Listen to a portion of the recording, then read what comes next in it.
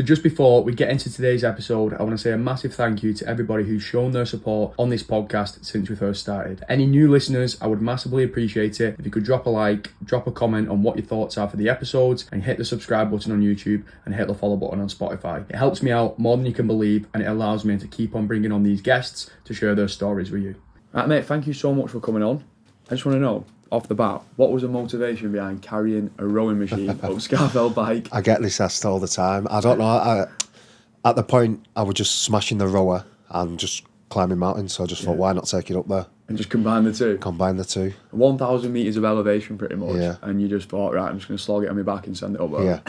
The hardest bit were carrying it down. Oh, yeah, mate, I can imagine. But it was good. It was good. On the day, we're busy. I didn't tell anyone. I just took my mate, videographer, Connor. He did a sick job. And he just followed me up, and then behind me with a drone. Yeah.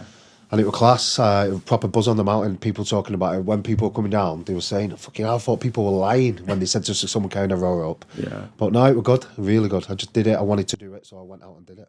When was the change for you mentally to start wanting to set these challenges? I've always pushed myself. I've always felt like I've always enjoyed searching for new realms in my mind. And I don't know, I've always done it through bodybuilding, football. I've always been that guy where I've always been into stuff, active, very active, trying to push myself, test myself. And the more I'm getting older, the more I'm wanting to push more. Yeah. You want to see what you're truly capable of, sort of thing. Yeah, I love searching for my true potential, which will never ever hit. Yeah. Because if you hit your true potential, the work's done. Yeah. And the work never stops. So it's just an infinite game. Just searching, because as you get fitter, you get better. There's more. There's always room for more. There's always better challenges. There's always people out there better than you, faster than you, stronger than you. Yeah. And it's always good to be humble with it. And do you think that those challenges that you set, when you do them, that you get like any benefits going into the other areas of your life? Yeah, massively. Everything. Just you're more productive. You just know who you are. You question yourself all the time on these challenges, and it opens new doors. And then you just take everything else into all your aspects of life, family, work, and just friends as well, just more getting inspired off you. Yeah, and then like you mentioned there, when you do question yourself or doubt yourself in those challenges, what's been the toughest moment in a challenge, if you could go back into the several that you've done and think, that's where I was potentially going to quit, or that was the hardest point? I don't think I'd never ever quit. I'd never quit in anything. There's been challenging times where I just think, what the fuck am I doing? But the quit doesn't, I don't think about quitting. I'd rather fucking walk or crawl, but I'd never quit. Yeah. So I don't know that fear. Probably in the last 12 months, there's in Northumberland, the McWilliams round. I did it with the poles and crocs. You've probably seen these on my story. I had a massive part of my life, and they've helped me find myself who I am. But yeah, the McWilliams round, they'll be laughing at this because I said to them, once you do the McWilliams round, you become a man. Yeah. There's so much you question. It's just horrible. What would that be to the listener? What's that? What would be the McWilliams round if you had to explain it to the listener? Pure fucking hell. Do you know, like Galatasaray football, it says welcome to hell? Yeah. They should have that saying welcome to hell. It's the Cheviot. It's just bog, miles of bog, thick bog. You lose your trainers, the wind, it's wet, it's cold, there's nothing around. In Lake District, you see villages, you see towns, you see people. Yeah. At the McWilliams, you see nothing. Is that a run? Yeah, it's an ultra marathon. It's 32 miles, and elevations, I think it's 3,000 metres over the route. Yeah. But it's just absolute gnarly as hell. Yeah. And then the weather, it just beats you up. Yeah. Do you find that there's, like you said, the mental benefits in those ultras, like we were speaking about before we went on air, that there's nobody that's going to save you, and that's something that you can carry absolutely. Because again, about mindset, so many people talk about mindset. Now, I honestly believe you're entitled to talk about mindset if you've done an ultra run. Yeah. And I truly believe that. I've done bodybuilding, I play football, I've done functional training, and the true mindset is ultra running, especially in the mountains as well. Yeah. So if you've done an ultra marathon, you know exactly what I'm on about. Yeah. At the time, you hate every bit of it. You don't enjoy it. There's nothing enjoyable about it. And then you're thinking you're never going to do one of these again. As soon as you get down and you know you're done, you're thinking about the next one. Yeah. You're like, when I did the McWilliams, I know I keep going on about it, But once you do that, you are so glad to be going home. Yeah. And the questions that you're asking yourself when you are wanting to stop, what is it that makes you want to carry on? Just the drive. Like, plus if you're up there and you stop, what are you going to do up there? You've got to get down. There's been so many times where I've questioned myself thinking, you're not going to make it. And then just talking to myself just for miles. Yeah. And that gets you through it because you're trying to just beat yourself anyway. Yeah. So there's nothing you can do once you're up there. Once you're in absolute agony, once you're in clip, you've got to get down. Yeah. So you're either going to suffer, put yourself in risk up there because it gets cold, you're wet, you're fatiguing, or you're just going to get up and move. And that's you either move or you don't. Yeah, and I think a lot of people, when they're in those situations, or even in general life, they struggle with self-talk or having conversations with themselves when it comes to just getting the next work project done or finishing an assignment. What it is now, where society's weak, we've become very weak, and we've accepted it.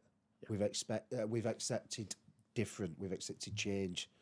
There's people dressing up as fucking men.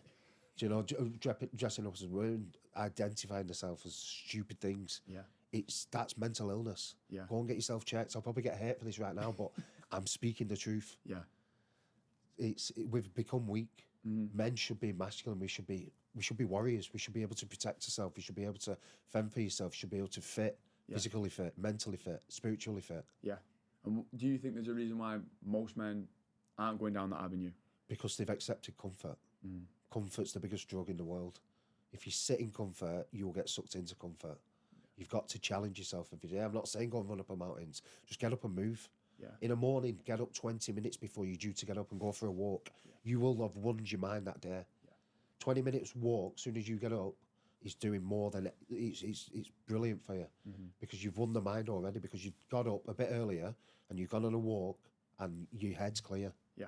I think I was reading this about there being two ways of suffering. You can either suffer now and then experience the rewards later, or you can not suffer now and then you're going to suffer later because you've not done the work now. And I think that's regret as well, because in life, as you get older, you look back at things and you dwell on things thinking, shit, I should have done this.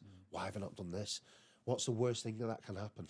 If you go out and try something and it doesn't work, oh, well, at least you tried. Yeah. You've tried.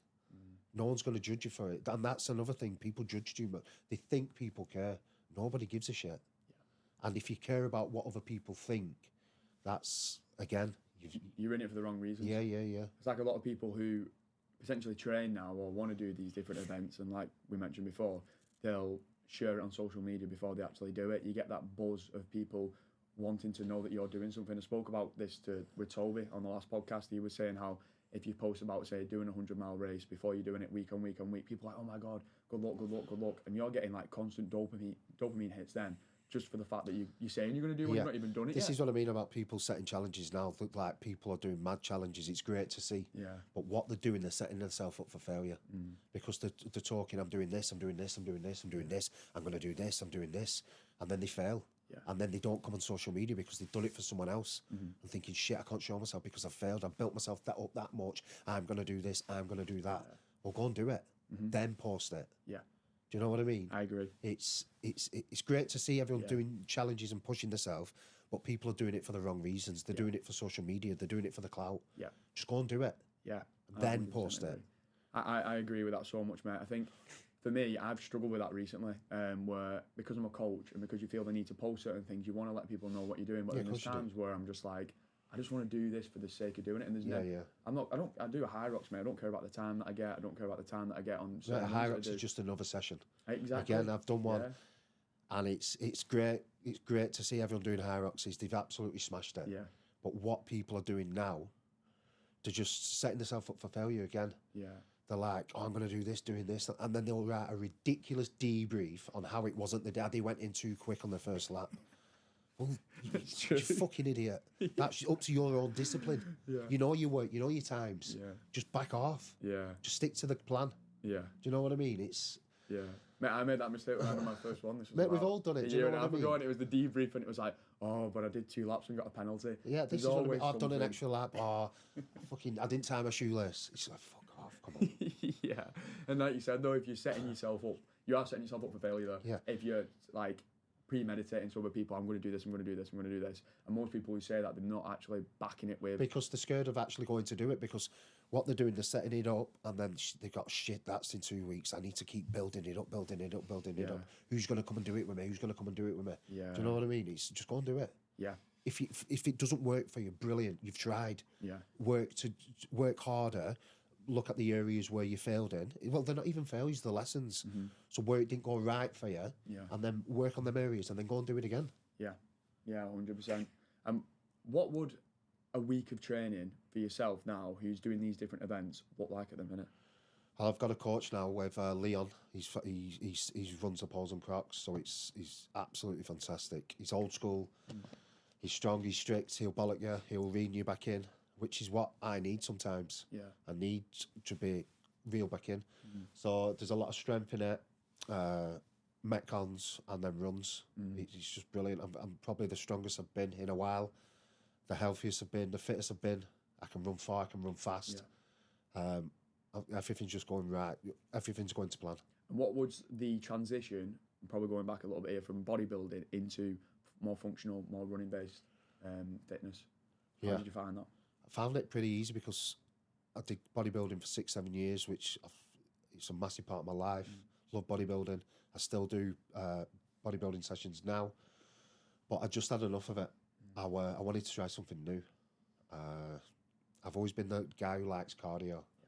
Probably bodybuilders looking at me, probably shaking their head, thinking, "What the fuck are you on about?" But I've always been that guy who liked cardio, and I used to sneak cardio sessions in when I wasn't meant to.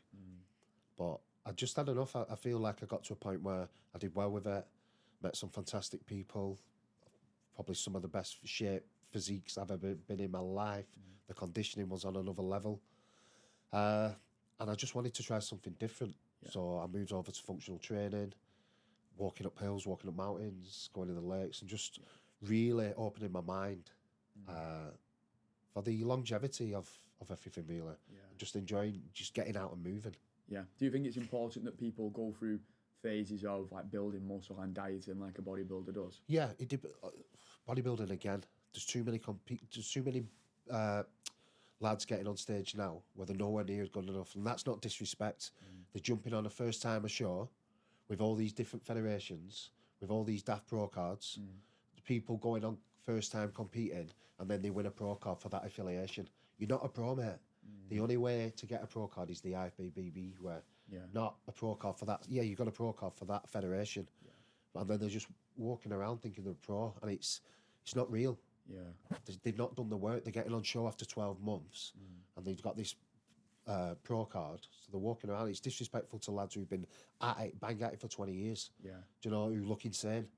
And then first timers are coming on, zero mass, zero condition.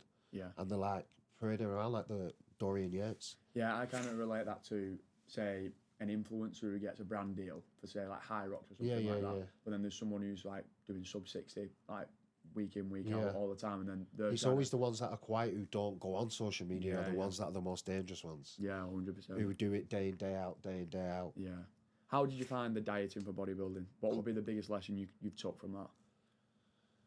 The hardest part I struggled with was the off season. I hated it. I hated it. The food, I was eating 5,000 calories clean food, but I didn't like the size I was putting on. I've always been wanted to be active, be able to move, and I got up to about 230 pounds, and it was just enough for enough. Couldn't wipe my own ass. I couldn't tie my shoelaces. I just didn't like the fact minimum cardio weren't allowed many steps. That's the bit I struggled with, but the prep side, I loved it. I love suffering. I love the hunger pains. It's an illness, really, and it made me ill because I got that addicted to it, chasing, suffering. It wasn't healthy. Do you think, I know that you've just spoke about the suffering there and going to that extreme level, which I think's meant. Do you think there's a lot of people now who don't even understand what it's like to suffer a little bit? Yeah, because lean and shredded is two different words people get mixed up with. Most people walk around lean. They don't know what shredded is. Shredded, to get shredded takes pure, absolute hellish. The last 4 weeks of a bodybuilding prep is the 4 weeks of hell. Yeah. You will question yourself. You will look in the mirror every 2 seconds. It's massive body dysmorphia. Yeah. And you'll hate everything about the last 4 weeks. You're tired. You have no energy. You can't walk. Yeah. Your mind's just playing tricks on you. Yeah. And that's where people tap out again, and they'll come out with stupid excuses. It's like, no, just be honest. It's tough. It's really tough. Yeah. So this is why people become weak as well, because they're not accepting it just because they quit instead of saying, do you know, it's really tough. I've caved in. Yeah. Like And they'll come out with ridiculous excuse. Yeah, I think because everything is on social media now, it's so easy to... Social media's ruined everything. It's great for obviously stuff like this. It's great for interacting with people, broadcasting your achievement, broadcasting family. It's brilliant. But there's too many people on social media just posting ridiculous stuff for likes and stuff like that, and just doing mad stuff. Yeah. But they're not being true to themselves. Yeah. Or they're just setting fake challenges, times, and stuff like that. It's just not real. And they're just lying to themselves constantly. Yeah, I say that all the time because, like, with a podcast, mate, it's hard to get it out there. And conversations that I feel like I've had are unbelievable with certain guests. But then somebody could have the most controversial, like, 5 seconds clip that goes out there and it just blows up. Oh, yeah. Like something ridiculous. That's what I mean. Social media, it's great because you only need that one person to look at it and it'll change your life.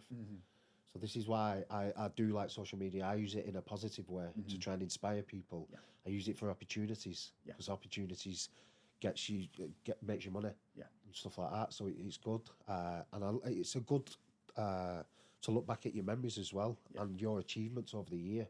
So it is a really good. I use it as a positive way. Makes sense, and I think like just by posting certain things, like you said, when you've done the hard thing and you've got that achievement, like fucking climbing up Scafell with a rower, people are going to look at that then and they're going to be inspired. Yeah, exactly. It's the not doing it for the wrong reasons. Yeah, that's it's nice to look back at as well because the gratitude you get from it, because the hard work you've been putting in prior to that, and you are getting the gratitude from it. So it is a nice feeling, and you know it's going to help someone. Yeah. It could be someone looking at that and it gets them up off their ass. They don't have to message you, but what you're doing, it's God's work. You're helping other people. Yeah. That's what it's about, just getting up to help others, inspire others. Yeah, and we spoke about people obviously getting in that position where they are comfortable. I'm a big believer that you need to get uncomfortable to get comfortable first. But do you think that it gets easier, or is it just you want to set the next challenge? Yeah, it doesn't get easier because you're always striving for more. There's always more challenges. Like you'll do an ultra, just like a double ultra. There's always more to do. There's always someone, an absolute savage, someone who'll absolutely eat you alive. Yeah. And it's always good to look at them, what they're doing, they're doing. You should never be motivated by anyone, but you should take inspiration from people. Yeah. Motivation starts with you and you only. And do you think a lot of people rely on motivation to a point where when they wake up and they're feeling a bit down, they're a bit angry, they're upset, they don't want to train, and they use their emotions as a way to avoid the hard thing? Yeah, people are looking at others for motivation to get it off them. Yeah. No one's coming for you. If you're not, if you're pissed off about the weather, move. You're not a tree. Yeah. Do you know what I mean? You know the seasons. So if you're using the weather, or you've got a hole in your sock, think how many people out there that can't put socks on and stuff like that. You got to use gratitude. Yeah. Just even when it's the shit times you're going through, just enjoy, try and get the goodness out of it, because them shit times you're going to find out who you are. You can sink or you can swim. Yeah. Because then bad times, if you keep walking towards the light, they will turn to good times. Time's a healer, and it always has been. And is that a big thing that you use mentally for yourself, say, when you're in a difficult challenge? Yeah, of course. Obviously, I'm like, I don't wake up every day wanting to train every day. There's times, but a discipline takes me through it. I've just programmed my mind that much now. I have to do it. I don't question myself. It's just go and do that. Yeah, I think the big one, like motivation gets you there, discipline keeps you there. Yeah, of course it does. Discipline. I've been disciplined for the last 20 years. I've been in shape for the last 15 years. And there's no coincidence about it. A lot of people may look at that though and go, it's easy for him, he's always been like that. I get it all the time. I've got kids. I work. Do you know what I mean? All these excuses, I don't have time. Get up earlier. I've got kids. Get up before they get up. Yeah. Do you know what I mean? And you'll feel unbelievable. You'll have breakfast with them, and they'll start looking at you, well, where's Dad? He's out on a run. I want to do that. Yeah. I want to do that. So it's leading them the way. That's so true. I think everyone's busy now. Everyone's so much busier than they've ever been. But always find time for yourself. If you're busy for other people and you can't find time for yourself, Do you know what I mean? You should make your vessel your home. We came alone and we leave alone. Yeah. So this is what you're living. So you need to protect this. Yeah. And build it. Yeah. Build it mentally strong, physically strong, and spiritually strong. Yeah, 100%. And what's the key to you being so organised in your week? Are you planning things out the week before? Are you making sure that you're organised? To be honest, I'm the most disorganised person ever. I'm crap at admin. I don't like writing stuff down. Yeah. I can't. My attention span's just like a fly be flying around the room. I'll be like, whoa, just following it around. I'm productive in my mind.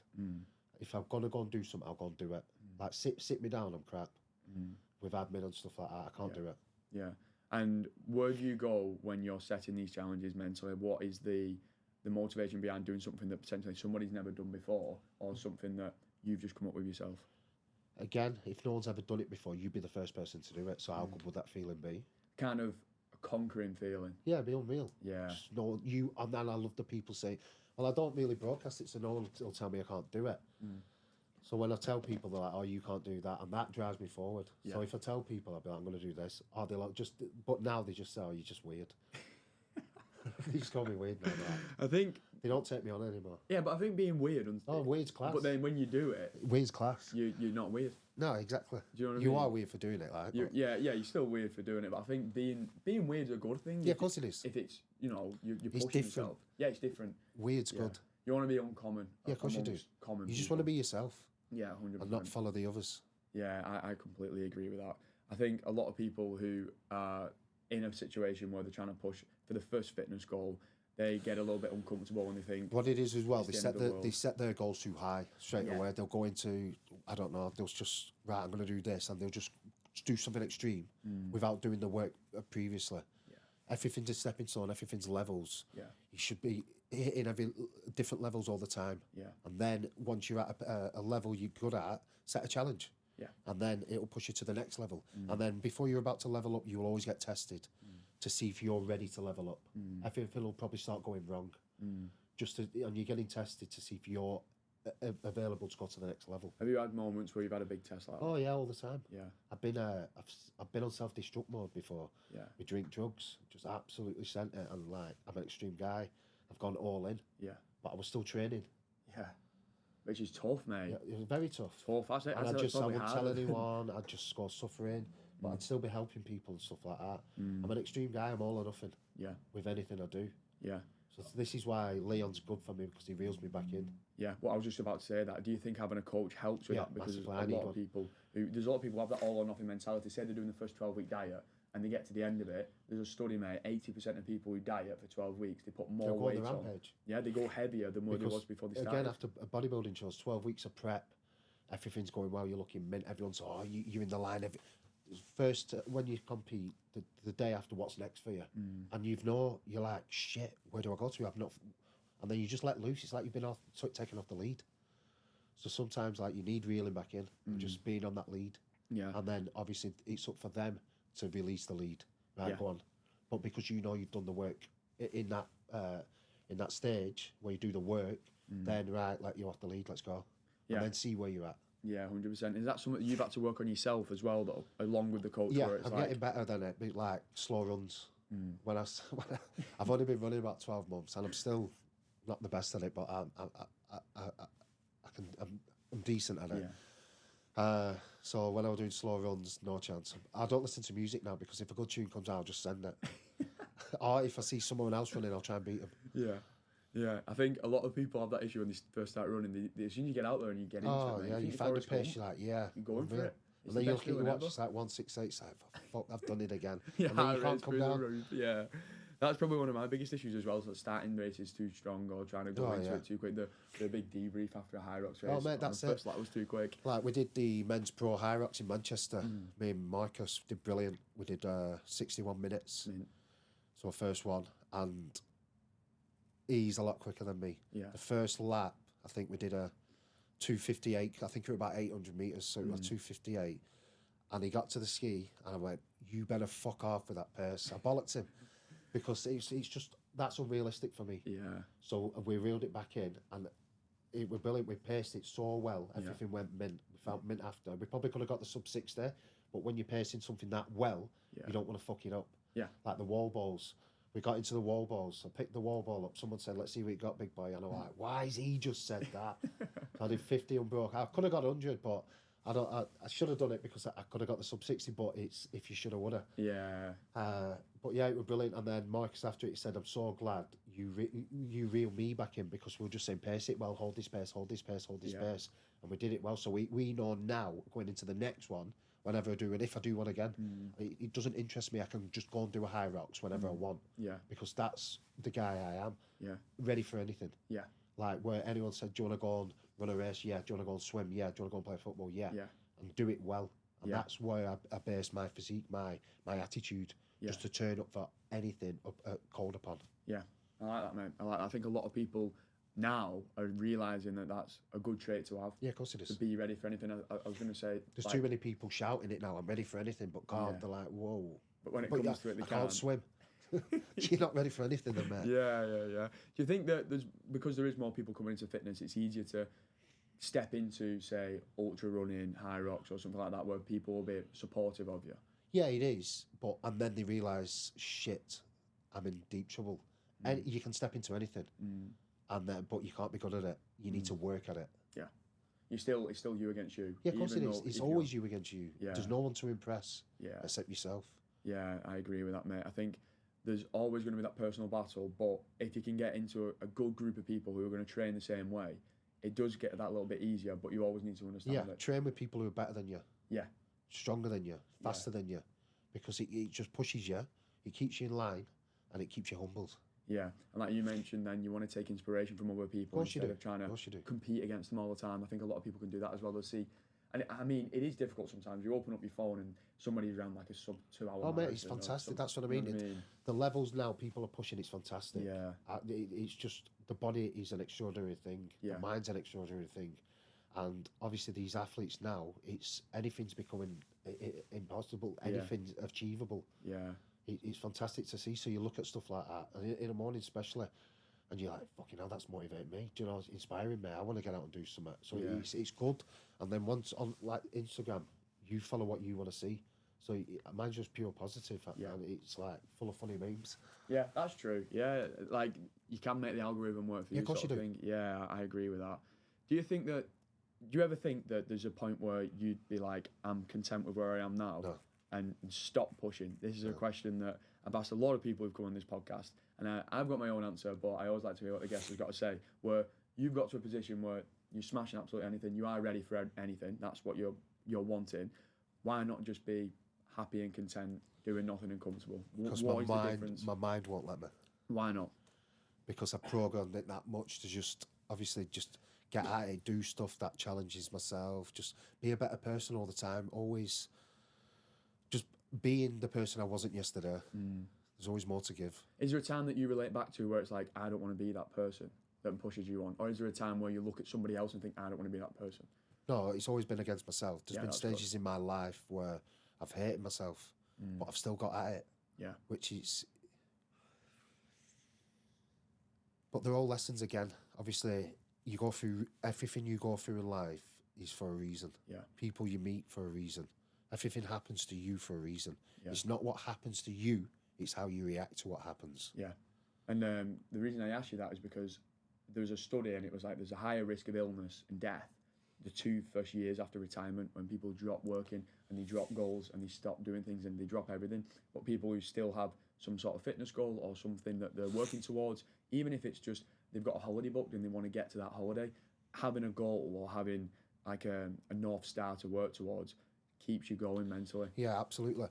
It's because obviously, again, this day and age now, we've become weak. Like on the radio, I don't listen to the radio. I don't watch the news. It's just pure negative. They just chat pure shit. Yeah.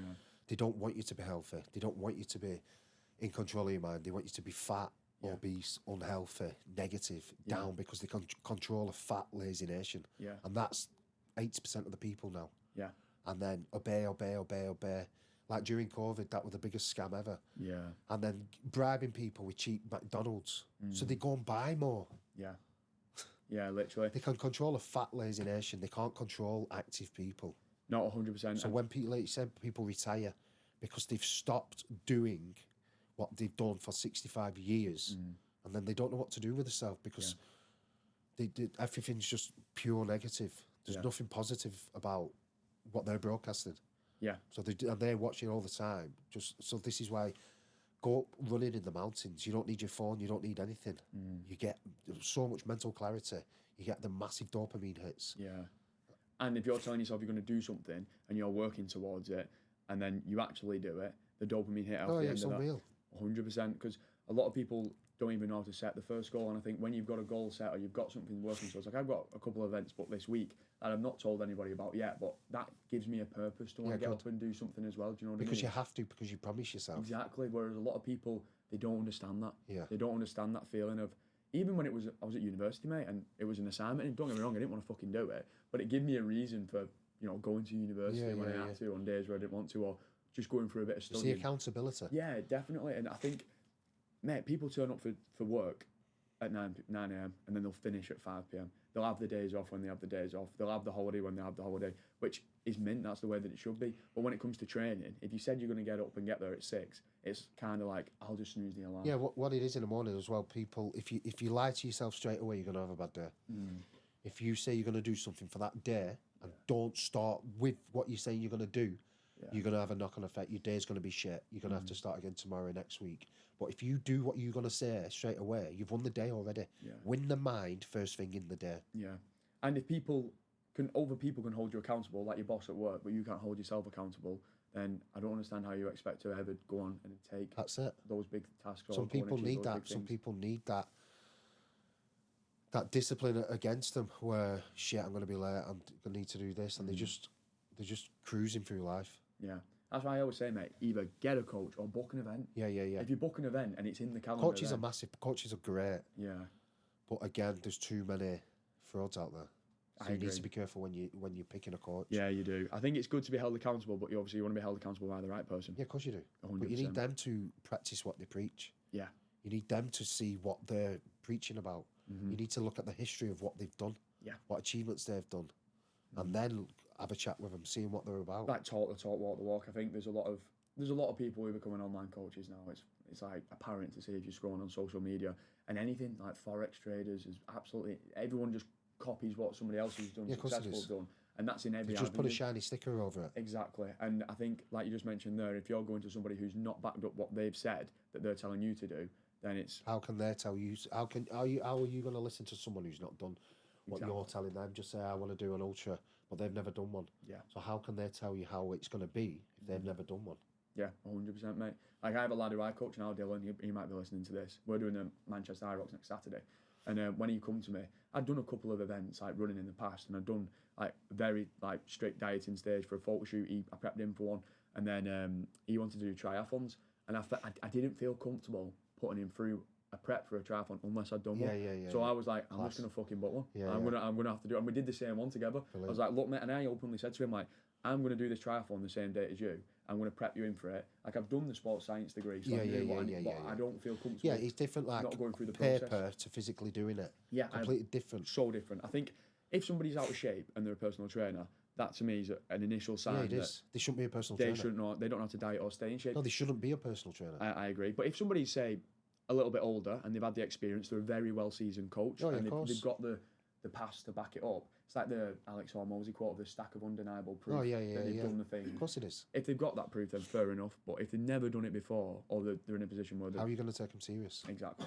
And I feel like that with anything, like even with schools now, with certain, like I get worried, say people in university now, that they're not as focused or disciplined to get the degree as say somebody was 10 years ago. Because it's so easy to use ChatGPT. It is. To go on your phone. This is where again mobile phone, social media, it's ruined everything. Yeah, they've took away everything. There were no, back in the day, there were no calories on food. There were no fat kids. We used to play out. Yeah, stuff like that. All that's gone. Yeah, it's just they just iPad, want to glue YouTube. to that because to become weak, it just makes the mind weak. Yeah. Just to drill them in that it's okay to be different, it's okay to be weak, it's okay to be average, it's okay to be sat in your comfort. It's not okay. Just get up and move. Movement is medicine. Yeah. Well, like we spoke about before we started the podcast, like I spoke to you about my injury. One of the worst things that I could have probably done in that situation was not move. Yeah. But that's what they'll do. Obviously, there's a time and place to do it, but the first thing they'll do when you're ill, or go home, rest. Then when you go home and rest, you're sat in your own head, you're thinking about shit, you start eating shit. No, get up and move, go outside, you will feel better. Yeah. Go out in nature, you will feel better. Yeah. Not saying go and walk. You will instantly feel better. Even if it's just running errands and just of course going to it the shop is. or doing Get anything. outside. Yeah, 100%. I think you're just wallowing in your own self-pity when you sat there. Of course and it is, feeling sorry for probably yourself. makes yourself more ill. Yeah. When you're ill and you start thinking about being ill, you get worse. Yeah. When you start being productive, when you start being positive about it, you will get better. Yeah. The mind's a super power. It's a super tool we've got. I was going to say that to you then. Do you think that having that moment of, like, say, visualization of, like, doing a thing is massive? Like, believing that you can do it? Yeah. It's always good. Like, when I'm training now, I always think about my next event, crossing the line, doing it, posting it, telling people about what I've just done, looking back at what I've done, and the feeling's unreal, because when you're doing that work prior to it, it makes all that work worthwhile, because you know you've put your fucking heart and soul into it. So are you thinking about that when you're training for that event? Yeah, of course. Man, I like that. And then are you ever in a situation where you're in that ultra, but you're relating back to how difficult something was in the past? Yeah. Yeah. It's good to look at them sessions thinking, fucking hell, that session you didn't want to do, or you struggled with it, but you still got it done, is worth the pain now. Yeah. Because look at it, where everything's just on another level, where you've done that work and you're ready to go and broadcast that work you've done.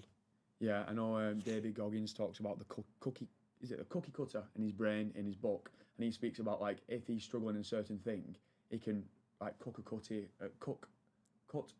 There we go, lad. Tongue twister from the past of where it was difficult and relate it to the moment. It is good. It is to bring them forward into your mind when you're in clip. Yeah, and then you can relate that back to even, like, your daily life. Yeah. If you're in a situation where you have to get up early and you have to get up before the kids, I've done this before, I can do it again. Yeah, of course you can. We're capable of anything. It's just believing you can do it. Because so many people don't believe in themselves. We're all no one's better than each other. We're just on different levels. And it's up to you to find your level. Yeah. Just work towards that level. Yeah, and then, like you said, it gets to a point where you might be in a position where you want to get to, but you want to keep striving. Yeah. Because we're going to get to a point where if we do stop striving, I feel like that's when of course. illness creeps in. Like this week, I think it was Wednesday, I had the worst session I've ever had in my life. Yeah. And I messaged Leon, my coach, and I said sorry. And he's like, we don't say sorry in this game. Yeah. It's training. Yeah. It happens. Tomorrow's a new day. You have to accept that it's going to happen as well. Yeah, of course it is. You're not going to have a good day at work every day. You can't hit PBs every day, but you can work towards them PBs and stuff like that. When you're in that mentality of all in, all out, and you want to push yourself all the time, like you just mentioned there, not hitting PBs every day, how would you manage that? Like you said about not going on the fast runs all the time. I still struggle with it now. Like I've become more disciplined as I'm getting older. So I'm enjoying the slow sessions, the slow runs, the progress lifting. I'm enjoying them now because I get it. Yeah. At first, I just didn't get it. I was just going in, like, instead of adding 2.5 weight, I'd add a 10. Yeah. I'm just doing it the wrong way. Yeah. For the ego, stroking the ego. But now everything's clicking. It's difficult to manage that, isn't it? Because if you're somebody who finds the buzz through suffering, like most people do, and you want to suffer, you want to make everything as hard as you possibly can. Yeah, of course you do. But then there's more room for injury. Yeah, I'm thinking about that now. Like I'm getting more treatment. I'm trying to focus on my sleep more. Yeah. And stuff like that because I'm getting older. So I am feeling it a bit more. I'm taking longer to recover. So it's being smart now. Like leave that to the younger ones. We've done all that. So now I can focus on my training, my goals specifically, and obviously work towards it with my proper recovery protocol. And then after events, the right time off and stuff like that. Yeah. So normally I'll just be back out the next day. Yeah. I struggle with that sometimes where I've said I'm going to do a session but I've also got something planned in for myself, but I'm like, no, fuck it, I'll just do them both. Yeah. I'll just do it, but then I'm fucked for say 2 days after or something like that, which is something. When I started, this was probably about 9-10 months ago after I'd stopped doing any physical activity for about 3 years, just lifting weights. I was just like, I want to go all in and do, like, I'm going to run the sub 20-minute 5K, the sub 40-minute 10K. Yeah. But then you're trying to do it every week. Every single week, you know what, I'm going to do 5K on the treadmill now and just go for it. But it just doesn't work. And then when you realise you're not going to hit it, you beat yourself up. Yeah. That's the fine line, I think, because people who are listening to this, there will be people who've got the same mentality of they want to suffer, but then there's people who probably are trying to take that first step to suffering who are probably more comfortable at the minute. And I think a lot of people who are suffering on an extreme level, who are constantly pushing themselves, they do need to be reeled back in. Of course we do. We all do, but again, some people's minds are completely different. They've got problems at home. They need to. Obviously, everyone's got stuff going on, so it's people's medicine. It's people's break away from real life, being in suffering, walking towards the goals. Yeah, and you don't get that break away from real life anymore. No, like you were saying, everyone's so busy. Everyone's always got things on. There's not that time where you can just chill out and do something. Like when you was younger, it was going and playing football on a Sunday. You didn't think about anything the whole time that you was there. When you was training Tuesday, Thursday night, do you know what I mean? It was nothing. Whereas now training is like what your breakaway is. Yeah, it is. It's your escape and then once you've done a good session and you've got that dopamine hit, you feel mint, and then you just you start talking to, you go on social media, people are negative, and it just brings your energy right back down. So this is where the integration after sessions, dealing with people, how you manage coming back and keeping that energy high. Yeah. Because obviously so many people are negative now. They're like I said, they're comfortable, and they're sick of themselves, but they won't admit it. Yeah. And so, people can get into it for the wrong reasons, where when they do go on social media, if they see someone doing better than them, they're frustrated. Yeah, they are. Like, I want that. Or they want that. Cheated or something like that. It's like, no, they're just probably a bit quicker. Yeah. That's it. So it's always good to look at people, because there's no better thing than seeing people doing well, because I want it. Yeah. I want it. So I want to go and work towards it. I'll ask them questions. How did you get that, mate? Yeah. Fucking brilliant. Yeah. How did you do that? Yeah. Have you got any advice? Do you know what I mean? It's good to ask advice. People will give you advice. They will. I agree with that. And even just messaging people and trying to ask a question, most people will be too anxious to do that. Oh yeah, of course they are. I think because they think, oh, he's not going to reply. Look at him. Because most people that do well now, they get called arrogant and stuff like that. But they're not. Yeah. And people like showing off, buying something new, and people say, oh, look at him posting that. That's jealousy. It's nice to show off sometimes of your achievements. Yeah, even when you're doing like a hard race or something like that. Yeah, of course it is. I honestly respect people are looking at it with the wrong mindset. Yeah, 100%. And that's just going to then eat away at them. And they're going to then think when they're doing a race, oh, but he got that time, so I need to go faster. That's what I mean. You need to focus on yourself. Wrong reasons. And then over time, you'll get to that time. Yeah, I agree, mate. I agree. What is the next thing that you've got coming up, mate? Talk to us. To be fair, I've had about 5 people message me what's next for you, Coot. And I've gone into this year like I always go into every year, in shape, performing well. And I'm just enjoying where I'm at the minute. Yeah. I want to do a 50-mile run. Yeah. That's definitely getting done this year. We've spoke to Leon about it. And then we want to do a 100-miler next year. Sick. But he's pushed that back till next year. Right. But again, that's him being a brilliant coach, reel me back in. Yeah. I'd be like, I want to do a 50-miler, 100-miler this year, Leon. He's like, Cooty, you do your 50-miler this year, and we'll work towards the 100-miler next year. Yeah. Yes. And that's why he's so good for me. Yeah. Because I'd just be like, right, I'm doing this and doing that. I'll probably try and do them a week apart. Yeah. It's just not practical. It's not good. Yeah. But yeah, I'm just enjoying where I'm at the minute. My training's good. So I'm going to start looking at events, stuff like that, in the next few weeks, next few months, and just see where I'm at. Yeah. And then, is there any crazy events that you've got planned in the back of your head? Is there anything that you look at and you think, I'd love to do that? There's a few. I want to do an ultra abroad. There's one in Madeira I've looked at. That looks mint. So I don't know. Again, I'm just happy where I'm at. Yeah. But there will be something coming up. Yeah. I don't know what it is yet, but because I've told myself now there will be something coming up. Yeah. And that's a good way to think, as always, mate. Well, this has been an absolutely unreal episode, mate. Thank you so much for your time. No problem. Thanks for having me. If anybody's going to look for you on social media or anything like that, where would they go? Just Instagram.